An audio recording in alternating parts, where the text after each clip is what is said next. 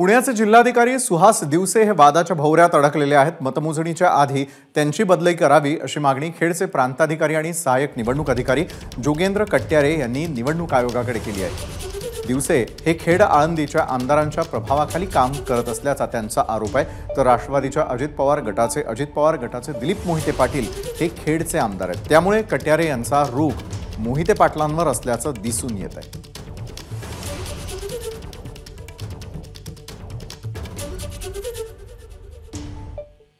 पुण्यामधील खेड राजगुरुनगरचे प्रांताधिकारी जोगेंद्र कट्यारेंनी काहीतरी पाप केलेलं आहे आणि म्हणूनच मी आत्महत्या करेन अशी धमकी त्यांना द्यावी लागते आहे, असा पलटवार अजित पवार गटाचे आमदार दिलीप मोहितेंनी केलाय।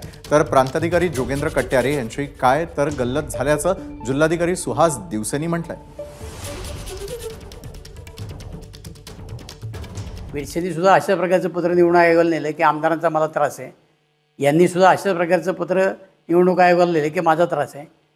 एकदा शासनाने यांची सगळी चौकशी करावी, CBIकडे करा, CIDकडे करा, जे काय आणखीन आहेत की SIT लावा, याच्यामध्ये कुणाची नक्की दोष आहे। मी यांना किती पत्र दिली, किती वेळा त्यांच्या ऑफिसमध्ये गेलो, किती वेळा त्यांना फोन केला, हे सगळं त्यांनी सांगावं आणि खरोखर खुलेआम चौकशी व्हावी आणि शासनाने दूध का दूध पाणी का पाणी करावं, एवढीच माझी या निमित्तानं नम्र विनंती राहणार। एक तर हे जे पत्र आहे ते आज बघायला मिळालं मला।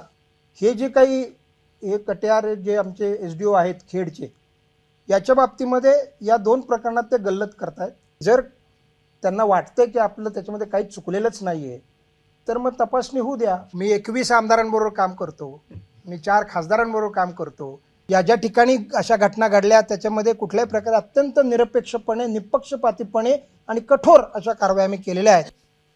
24-25 मध्ये 31/5/2024 अखेर 63 बार किंवा हे लायसन्सेस आम्ही रद्द केली आहेत।